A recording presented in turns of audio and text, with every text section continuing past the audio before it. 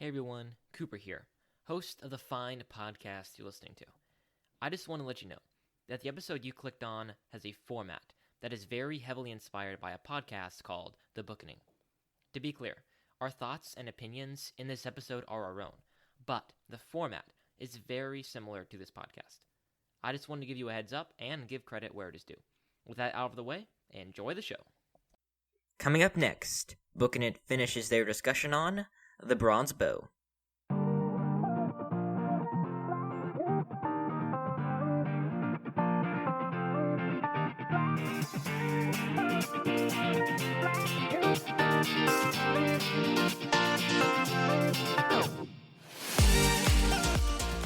Hey everybody, and welcome back to Booking It. I am your humble and eloquent host, Cooper Cobbs. We're talking about bronze bow, and over there we've got Isaiah Redsky. How you doing, Isaiah? Hello. I'm doing pretty good. How about you? Nice. All right, and there we've got. I'm doing fine, Isaiah. Thank you so much for asking. Tanner Lewis. How you doing, Tanner? Yes, I'm doing great, and I'm back for the second episode. Oh yes, you're back. That's right. 2 episodes in a row. This is great, everyone. And of course, the much esteemed, the wise, the beneficial, the muscular, all of those attributes, Matthew Killingsworth. Howdy do, folks. How come me and Tanner didn't get anything like that? Okay. You can edit this in then. The most giant of money. the editor of awesomeness. Editor of awesomeness. We should get Isaiah a sign that says that, editor of awesomeness. That was great. Yeah. And then Tanner, here you can be the guy with the microphone who talks very wisely, Who says what we say in different wording. Has piles of money just lying around, stuff like that. Yeah. I'll introduce. Tanner, show us a step. I want to see the phone stash. Yes, That's pretty good. all of the cash just appears on my bookshelf too, if you didn't notice. I want this bookshelf. It's just, this is some really good banner, but I think like the best banner we've ever had was Call of the Wild Part 2. That was when Matthew had his cowboy boots and Tanner had a cowboy hat, but not really. Then Matthew drank barbecue sauce live on the show. Yeah. The episode was pretty bad, but I remember the banter being like exceptionally good. I remember the intro being exceptionally good as well. Coming my, up like- next, Booking It reads Call the Wild. How woo! That was great. Yes. Yeah, it was. No, you go ha, and then you go, stop for like ha! 5 seconds, and then you go No. He goes, Yeah. ha! Yes. Oh man, I have tears in my eyes. Yeah, we'll go back and listen I'm to it. wiping It's tears funny. in my eyes. No joke. Okay. So let's get into it. So last week we neglected to do the book in 30 seconds, which How dare Matthew you. claims to have full knowledge of. So We're timing him. That But is not Matthew- true. Timing him. I said I practiced it. he said he was practicing it. So Matthew, why don't you go do the book in 30 seconds for us? All right, the book in 30 seconds on the bronze bow, Elizabeth 3, George Spear. 2, 1, go. So once there was this dude and his sister and his grandma. They were jamming. His name was Daniel Bar Jammin, and he lived in back in the olden Bible days. Then he decided one day to ditch his grandma and his sister. Went up to a cave, lived with some guys who hated the Romans, tried to kill all the Romans. But then his grandma died, so he had to go back and take care of his sister. And then he met this guy named Jesus. Jesus taught him a lot of good stuff. And then he met some other friends, fell in love with a girl, and then Jesus saved his sister from a demon. Dang, 25 seconds. Nice. That was great. They How long did it take you to come up with the jammin' thing? I actually just came up with I that today. refuse to Didn't believe practice that one. Refuse. Okay. No, I totally believe that. So at the end of the last episode, we were talking about whether Daniel's sister, Leah, actually had demons, and you guys were all of the mind of that she actually did. So this time, I'm trying to present a defense that she actually did not have demons, and we can kind of respond to that. Let's only touch on this. See, last episode he said he didn't want this I to know. get heated. Now he wants it to get Okay. heated. Let me just do a brief thing, and then I'll let you guys respond, then we'll move on. Okay.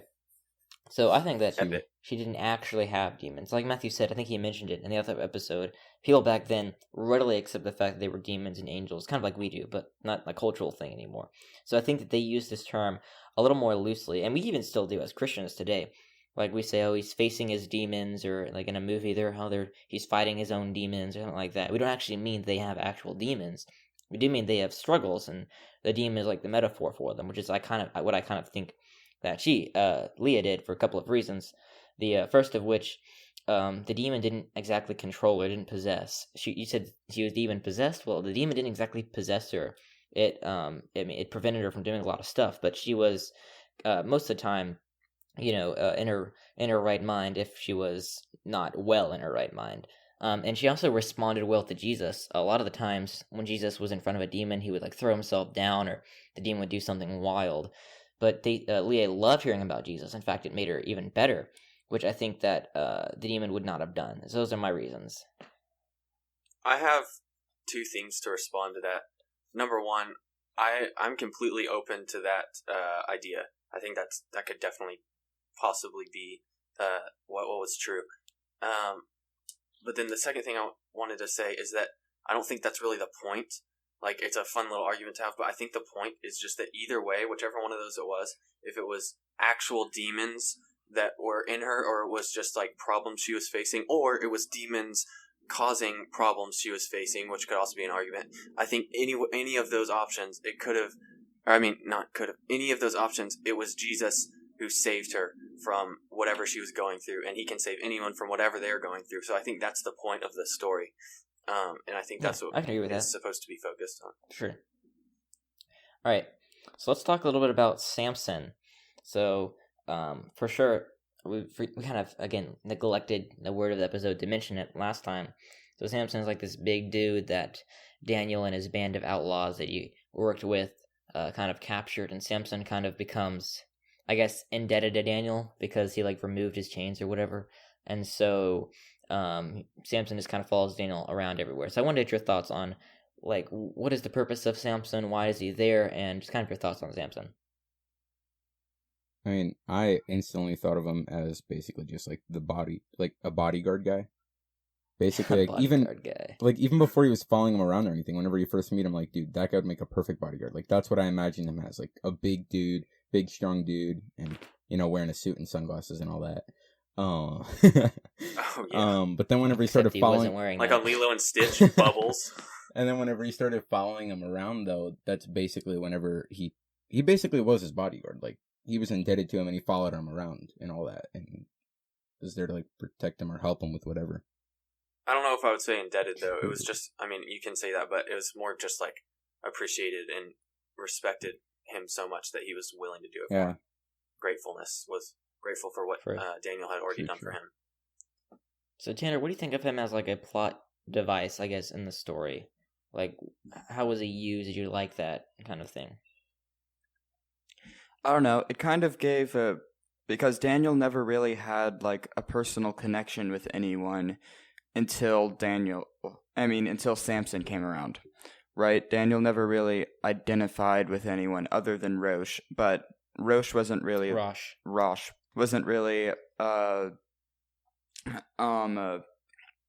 like, he didn't have any it sounds weird to say this, like emotional attachment. Like, he didn't like love Rosh as a person. He loved what Rosh stood for, but he was not really emotionally attached to anyone other than Samson for the longest time. Mm-hmm. Yeah, I love how much problems we're having with pronunciation of these characters. Yeah. I mean, I think it's Rosh. Anyway, sorry, go ahead. I don't know. We have to argue about it. Potato. I like Samson, especially at the end. I guess we can kind of talk about it now. One of the end scenes where Daniel and his kind of group of guys who are against the Romans are like fighting the Romans because they're trying to get trying to get Joel back because Joel was captured by the Romans. And then Samson like defends them, and in the process is killed. And Daniel is like, why, And then this leads up to probably, I think, my favorite scene, and Matthew said the end scene was his, but where Daniel goes and has a one-on-one conversation with Jesus. And he's like, I'm going to avenge Samson. And then he's like, Jesus said, he provided you like with the most selfless thing possible. Like, he died for you. Can you avenge that with blood? And I thought that was just incredible. Bodyguard. And also that Jesus seemed to provide another interesting thing. Like, in the Bible it says a man with wealth it's harder for him to enter the kingdom of heaven than a camel through the eye of a needle. And then Jesus, Daniel says, I would give up everything to follow you, just to take down the Romans. And he says, no, you don't need to give away everything you have in terms of possessions. You need to give up your hate, which I thought was, another great thing. Powerful. What do you guys think about that? Yeah, Jesus is perfect. We've never been able to say that about a character in a book before, but Jesus is perfect. Man, I'm just thinking, we're just like all staring off at him all. We're just like thinking about it. Because Daniel comes in there and he's like, I've sworn an oath for God's victory. Yeah. And Jesus goes, that's not an oath of hate. Yeah, it's like, give it all up. Give all your hate. Give all your burdens. Give all your commitments. Just like, let me take care of it. That's what he's constantly saying in the Bible, and you hear this in pretty much most sermons, is just like let Jesus take it all. And that's how you're saved. You can't let him take part of it. You can't let him take some things. You can't just follow him, but like everyone's following him for different reasons and stuff like that. You have to let him take it all. You have to give up everything that you have, and sometimes that's not just your possessions. You have to give up your sins. You have to give up your hatred, and that's just something that I thought was really well presented. Like a lot of the Jews were in poverty, but they wanted to take down the Romans. They hated the Romans, and so Jesus says, "Love your enemy." And that, I think today we think more of the the rich young man than of the love your enemies. Sometimes I think because right. I guess in our generation in America, we have more money than any other generation in the world ever. And sometimes we come attached to that, but then back then they didn't have a lot of possessions. They would readily give up anything they had just for freedom, for for the death of the Romans. And then he just says, actually, you have to give up that. You have to love your enemy, and that is how you get the kingdom of heaven, to love your enemies and pray for those who persecute you, and accept me as your savior. Yeah, so like Daniel's sin was not like having too much and like loathing and envying for more. He was not like just greedy and wanting more and more and more and more, which is our American tendency in this generation now. We just want more money. We just want to keep accumulating and accumulating and accumulating, like the rich young ruler. Now, that wasn't their problem back then. Their problem was like, not saying that it isn't a problem today. It just was more larger tendency back then. They would easily give up everything. They, like Pharisees, they'd come in and they'd put like loads and loads of cash down and into the temple and everything. But they always they never really had an attachment to all of that stuff. They had an attachment to what people thought of them, their thoughts about others. Like Daniel. Daniel's sin problem was hate. He hated the Romans. His problem was not greed and wanting more and more and more and not caring about relationships with people because of that greed. His problem was the fact that he hated the Romans and that he couldn't love them. And I guess that's what impacted me the most about what Jesus said to him. Because Jesus says to the rich young ruler, lay down everything you have, because you say that you're perfect, but you have not given up everything you had. His problem was greed. Daniel's problem is not that I just want to lay everything down. Like, just let me lay everything down and come and fight with you against the Romans. And Jesus is like, no. You've got to give up that hate.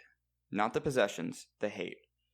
Mm-hmm. So everything, we all have our sin problems, and that's why we can't exchange our sin problem of hate for giving things up. Or the rich young ruler for being perfect. Right. And I saw a lot in this book of Jesus teaching people how to be satisfied, because with all sin there is dissatisfaction, because all sin is being apart from God, and there's always going to be that hole in our heart that we can't fill without God in it, to make us perfect. And so with sin and without having Jesus in your heart, you're never going to be satisfied. And once Jesus finally got to them, then they found true satisfaction in him. Yeah. Isaiah? Editor of Awesomeness, your thoughts? I just think like the whole theme of the book, or not like the whole thing, but one of the main parts of the book was like what Tanner was saying about how like it doesn't matter what you have in the world or whatever. Like for him in his book, it was to like set aside your hate, your anger, like that. And it just reminds me of like you were saying, Cooper, I think in the first episode, like Jesus was like, or saying like to love your enemies, and it's also saying, I can't remember how this first went, but it's like if you choose to hate your brother or whatever like that, what more will Jesus do to you, or something like that.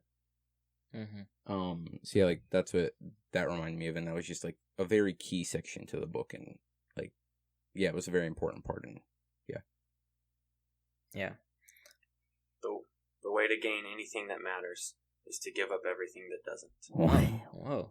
Yes, I did just make that up. Sure?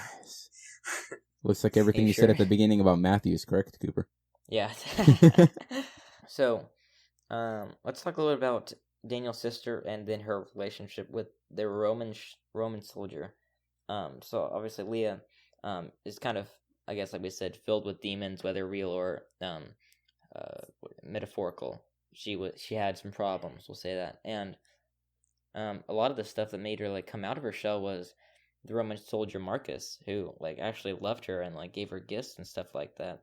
And then Daniel, when he finds this out, is like enraged.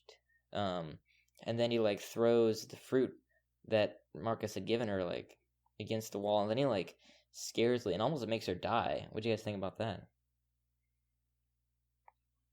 He's just blinded by hate. He can't.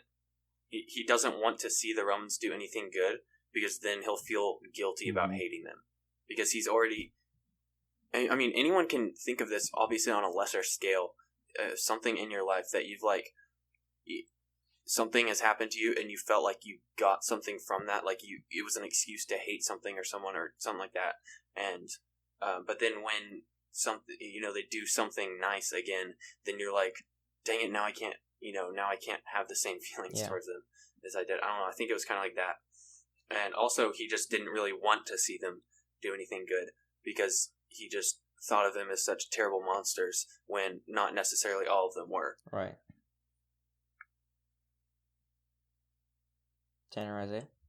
I mean, I think it was just like Matthew was saying, like he was blinded by his hate or whatever, but like I think how he started like hating it is he only saw the bad side, or only, like Matthew also said, like chose to see the bad side of the Romans. Like he didn't care if they did anything good, he just ignored it, didn't look at it, whatever. Just because he only wanted to hate them. And I mean, I think that ended up like, well, not I think, it definitely ended up hurting him and his sister a little bit with that. Because like if he would have just chosen to see like that Marcus is actually doing like a good thing and all that, and not all of them were bad, then I don't know, it would have ended up a lot different, I guess. Right. And then it's also during this time where he's kind of having fights with Rosh over this. He's like, Rosh wanted to do stuff, and he's like, no. And I think after the final like battle scene, he's like, is this worth it? Is this really worth it? We've lost Samson, we've lost Nathan. Is this really worth this? Hate really the option he has is talk with Jesus, and he's not so certain. And then, Leah is just dying, and his only option is Jesus, really.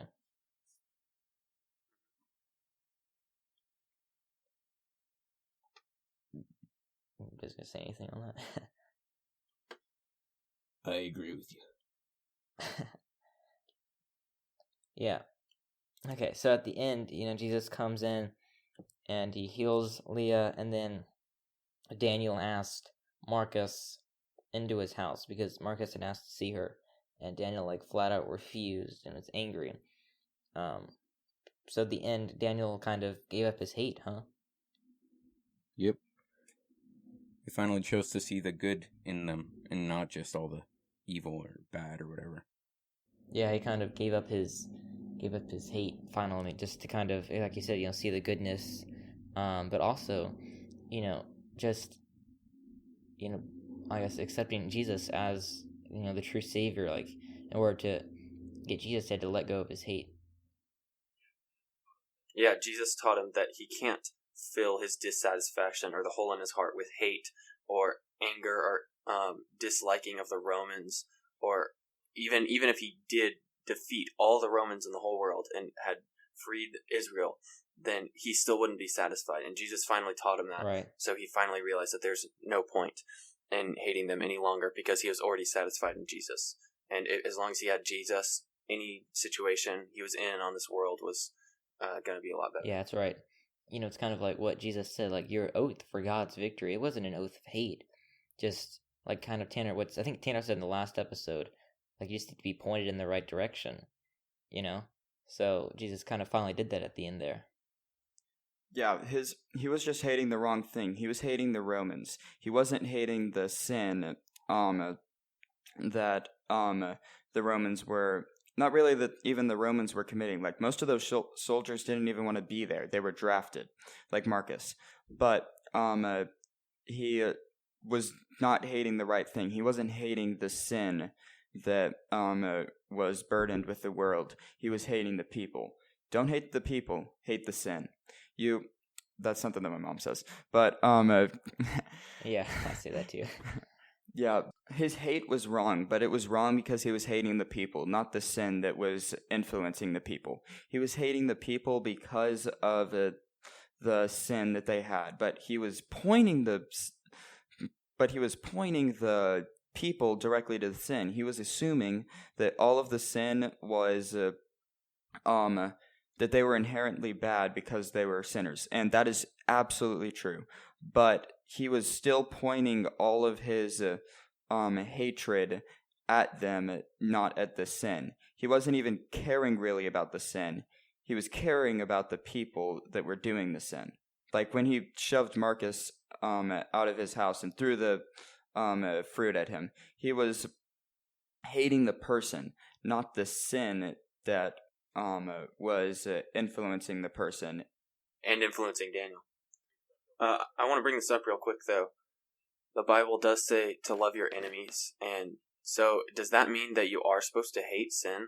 Because, sin is caused by Satan, who is our enemy. What the heck? Yeah, no, you're supposed to hate sin. Like, you're supposed to hate evil, right? Like Tanner said, hate the sin, love the sinner, right? So, love your enemy, but hate the sin they're committing, right? Yes. So, Satan is sin. He is evil. So, I think it's, okay to hate Satan.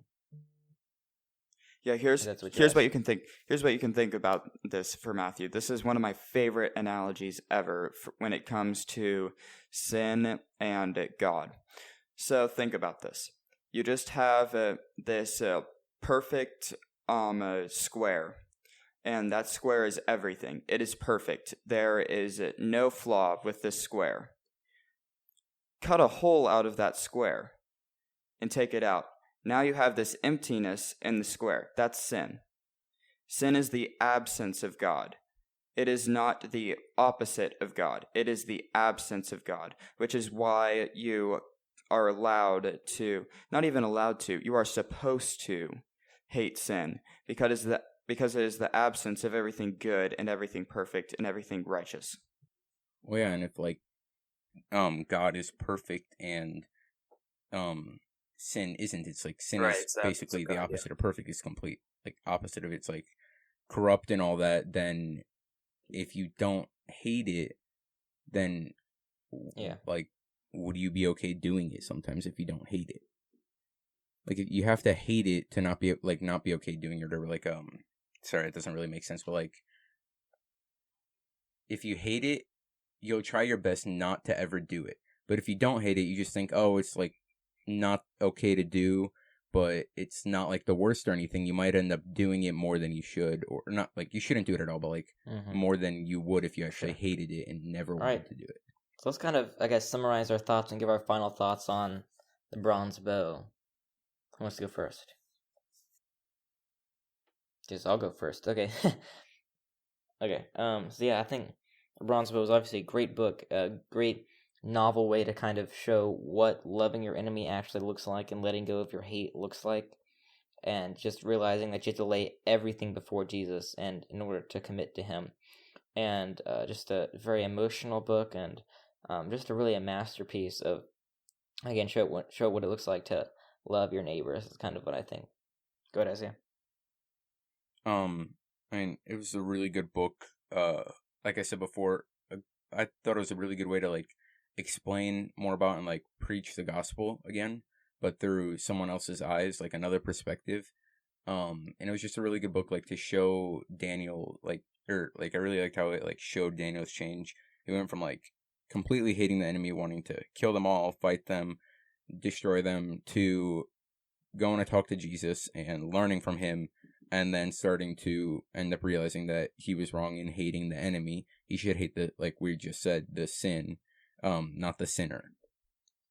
And that some of the enemy, like the Romans, didn't even want to be there. They were drafted. They were forced to do what they did.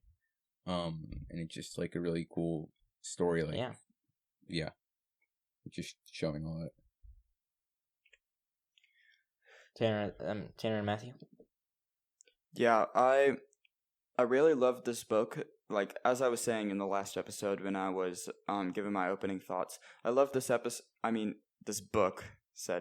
Almost said episode again. That was going to be embarrassing. I love this book because it really gave me the view of what it was like inside the Bible, like looking around in someone else's shoes of what it was like, because you never really think about in the Bible how truly bad the Roman rule was. You're usually just focusing on Jesus, which is not bad at all, but it was very interesting to see another dynamic, another view of of what the Romans were like. And I really love that Spear was able to use that book and to use this to truly just, I think the point of this book was to reach others with the good news of Christ. Like, lay down your hate, lay down all of your burdens, cast it all down, and go and follow him, which is exactly what Daniel did. And I'm really grateful to Spear for using the talents that God has given her in her writing to show the love of Christ. Nice. All right, Matthew, real fast, we'll do some donor shout-outs. Right. I liked it. I liked all the same things that y'all were saying, but I liked it how it showed Jesus in his, how do you say this, personalness, how personal he was to every single person. And he didn't just care about, like, he didn't just, like, send a flyer to every single person in the world. He, like, walked into people's houses, personally fixed their personal problems. And, obviously you see way more of that in the Bible. But I loved, just seeing Elizabeth George Spears' imagination of that, and, her story about Daniel Bar-Jamin and his family and how Jesus, really saved them. And I'm also really glad that we got to talk about this on the pod, because like, we are a Christian podcast, and we don't always like talk about God like a ton in our episodes. Almost not as much as we would like. Sure. But this one really opened it up and really made it easy in a lot of stuff that was very clear. So I'm glad we got to talk about that. For sure. All right, now time for some donor shout-outs. Mm-hmm. All right, Tanner, what would someone do if they wanted a donor shout-out on our podcast? They would go to patreon.com/bookinit and give any of our 5 tiers. We have 5, right? Just $5 or more. $5 or higher tiers. See, right, guys, this is how much I know. The link in the description below. All right. Okay. Very easy. Last week's shtick wasn't very good, so yeah, it was a little different. So, don't hate us for that. It's Cooper's idea. Man. Let's see if we have enough characters in the book. We'll see if we have enough characters. Okay. No, we're not doing that. Okay. Dude, hold on, we can be creative. Completely random. I'm going to say the donor. You guys say what fruit you think they most represent, okay? No, we're not doing that. No, I've got one. I got one. Okay, Isaiah. Yes, Isaiah. let's do it. I want to do that. Yes. Let's do it. Hold on, we're Yeah, having a it's vote. terrible. Tanner, do you want to do it? Okay. So Isaiah, Nana. Nana, you will be a peach. Nah, she loves peaches. All right. My grandparents, Grandpappy and Wayla. This is Matthew. so dragon fruits. Ooh. Nice. All right, Tanner, Isaiah's grandparents. Pineapple. Nice. All right, Isaiah. Isaiah just has to say after every single one. Wait, what do I get? Your parents, Mr. Mike and Miss Lauren. I'll give them bananas. Bananas, nice. All right, Matthew, Isaiah's Uncle Sebi. Isaiah's Uncle Sebi. I don't know why we always repeat them after. Papaya. Ooh. I think you're the only one who does that. All right, nice. Why do you say ooh or after every single one they say? Isaiah's Aunt Jenny and Uncle Sam. Oranges. Isaiah, oh nice. Isaiah, your cousins. I'm trying to do donor shoutouts here. Isaiah, your cousins Moses and Zara. Give them raspberries. You did it too early, Matthew. Too early. All right, Matthew, get your act together. Chris. Sorry. Chris Hagedorn. Strawberries. Ooh, What a really hot last name. All right, now make sure you check out his podcast, Like Lightning. All right, thank you so much for donating. Make sure you click on the link in the description that Isaiah said. We'd really appreciate it. If you want to, you can subscribe to our YouTube channel. We're going to be posting some sound bites from this episode over the next couple of weeks. Which, if you listen to this episode, you don't really need to listen to the sound bites. But I think it's fun to go back. The sound bites, aren't they only going to be on YouTube? Yeah, they're only going to be on YouTube, so make sure you subscribe. And check out our other podcast, The Screening, where we talk about movies. And yeah, do it. And enough with the advertisements. Okay. Right. One more thing. Make sure you rate and review us and tell your friends. I said enough. And until next time. Nobody likes to listen to that. Keep on booking it.